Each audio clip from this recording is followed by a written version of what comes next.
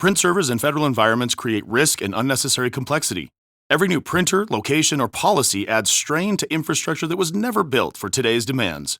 FedRAMP High Authorized Printer Logic eliminates print servers with a secure cloud-native, zero-trust solution designed for federal IT. With advanced security, centralized control, and simplified management, agencies can modernize print without added burden. See what secure serverless printing looks like.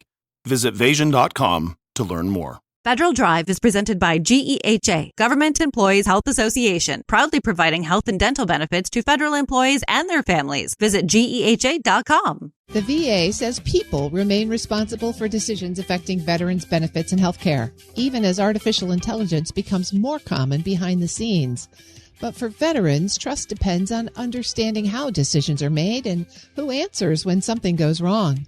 Joining me now to share what that transparency could really look like is Benjamin Krause, founder of Krause Law. Mr. Krause, thank you so much for joining me today. It's great to have you. Hi there. Thanks for having me on.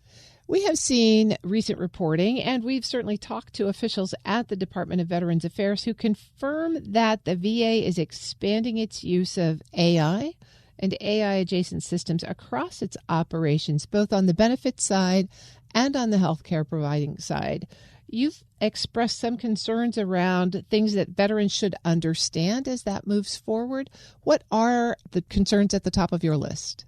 I think the biggest concern that I have with the way VA is rolling out AI is the lack of transparency and informed consent from veterans where AI is being used and potentially influencing the quality of the healthcare or quality of the benefits adjudication that is happening for them on behalf or being conducted by the Department of Veterans Affairs. What would that transparency look like to you? Well, so if you're a veteran, good example would be a veteran getting a decision back. VA claims that they're only using AI up until the final decision is being issued. And therefore, because there's somebody checking the very final decision, for adverse decisions at least, we are doing the right thing and we're using AI appropriately. As a practitioner who's seen a lot of decisions that appear to be coming from a computer where the language in the decision doesn't make sense, it seems clear that whoever's doing the checking is not doing a great job in a lot of these instances. And so to your question about, what does transparency look like? I think that every decision where AI touches it, where it influences a particular direction of that decision, whether it's the final decision or not, needs to get some kind of disclosure. A good example is like how AI is interpreting data that is being taken in, whether claims are getting referrals for disability benefits exams, how the evidence is being weighed, things like that. We really need to know how AI is being used. We also need to know what the algorithms are from the contractors and how they're weighing evidence in a variety of, I guess I would call it sub-decisions. So we're not just worried about the final decision, which is like a thumbs up or thumbs down, either you're entitled or not. We're worried about how they're weighing the evidence, where the information's coming from, whether the claims examiner truly has an entire copy of the file, which sometimes they don't, how the VA is arriving and what information they're giving to doctors to review. That's just a list of a small number of things where AI does have an impact, or automation, depending on whatever term the Department of Veterans Affairs is more comfortable using on the benefit side. So going back with the notice, I think every decision where AI has a meaningful impact should have a disclosure at the bottom. So even if the final decision maker was a human, we still should know whether AI played a role in how the data was synthesized, typed into the decision letter itself. I mean, the VA OIG recently found, when it came to death benefits, that there were, I think, 81 of the 8,100 they looked at, 8,000 had some kind of significant error, or at least the error was significant enough for OIG to notice. So that's 98%, if I'm doing back of the envelope math, or 99%. So there's some kind of error. So VA is always focused on the final decision. Well, we're not just worried about that. We're worried about all the subordinate decisions that lead up to the final decision. And we want to know precisely how AI is being used, because that can influence whether a subordinate sub-decision had an influence on the outcome, and a veteran can more easily see that, or a practitioner can more easily focus on that particular issue.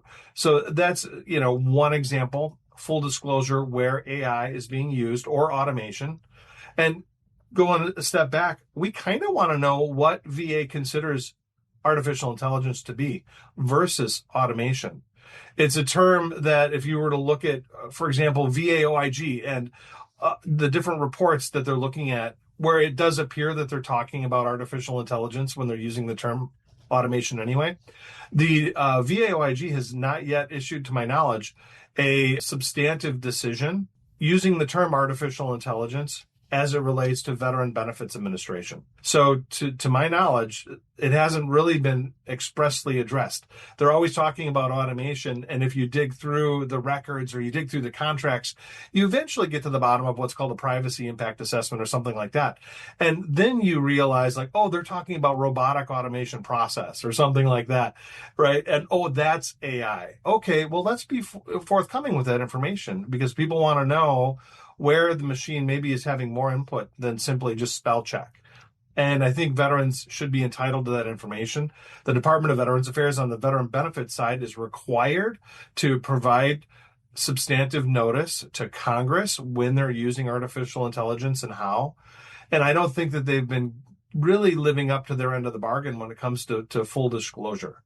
Healthcare, same type of issue. So one of the things that we're seeing is not just AI being used to create notes. I mean, everybody who's used Zoom recently probably appreciates how AI summarizes meetings and how AI maybe even does a transcript. But even for people like myself, and I'm very, relatively familiar with AI at this point, I know that it makes errors, and you have to really look hard to make sure that it synthesizes the information the right way. Depending on the perspective, there's a lot of nuances to how AI weighs the information. That's part of what, going back to Veterans Benefits Administration, we're not totally clear about.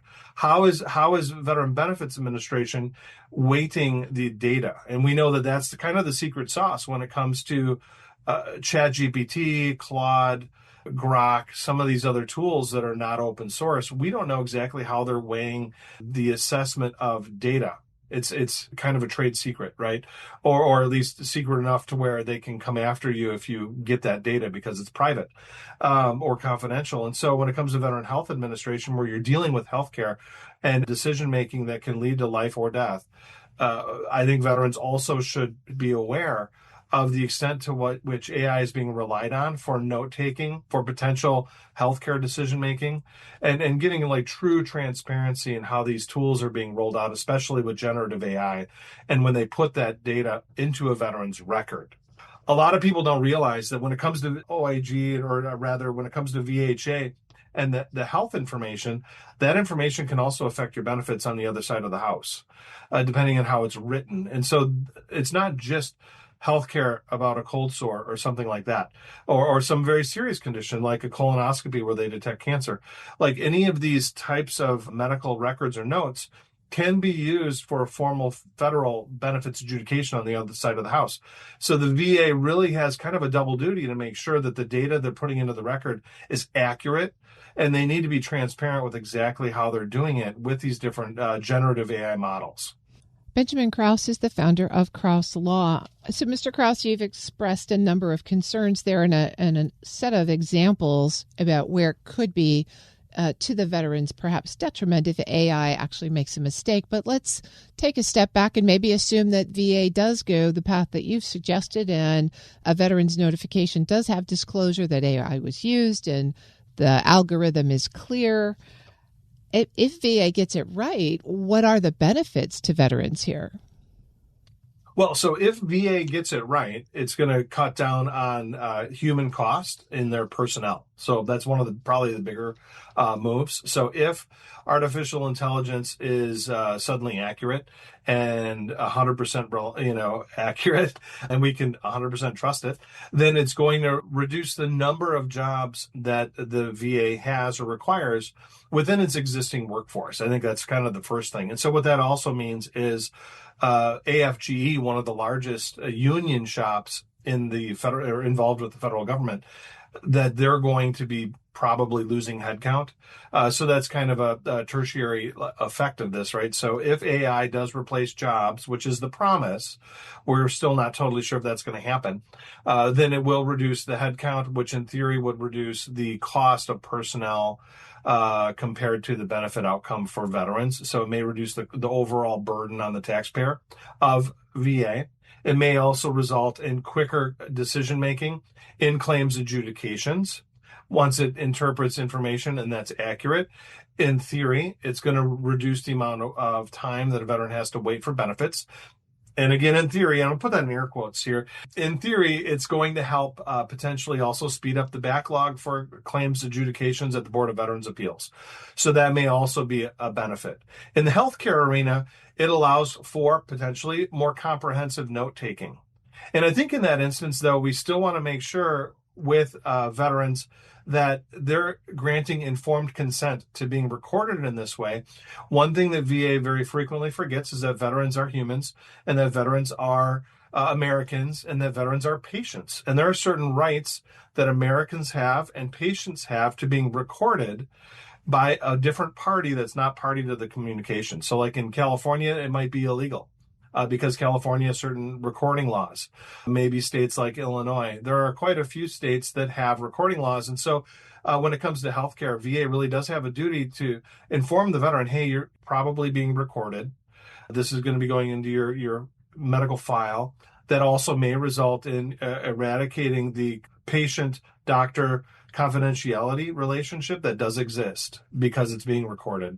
So there's certain effects that have ethics implications, that have other implications regarding healthcare that need to be addressed. However, if the information is being, conveyed correctly and is being recorded correctly and everyone's, thumbs up in agreement with this process, then it would result in hopefully quicker scheduling for appointments, quicker appointments, and reduction in risk of error of physicians and nurses when they're taking vitals and taking other like history of a veteran, things like that are necessary for a good healthcare appointment.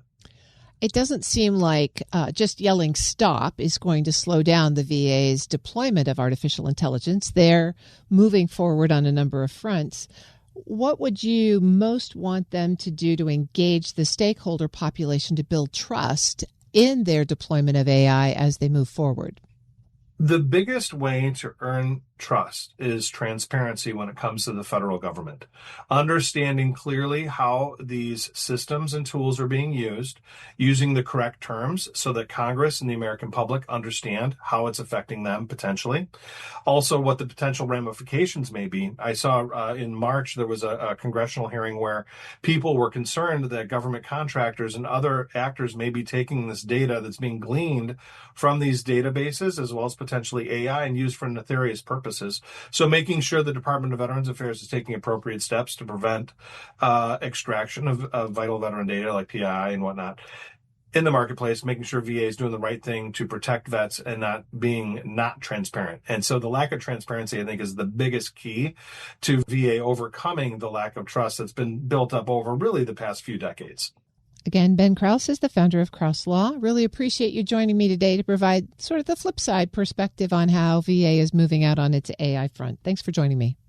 Thanks for having me on.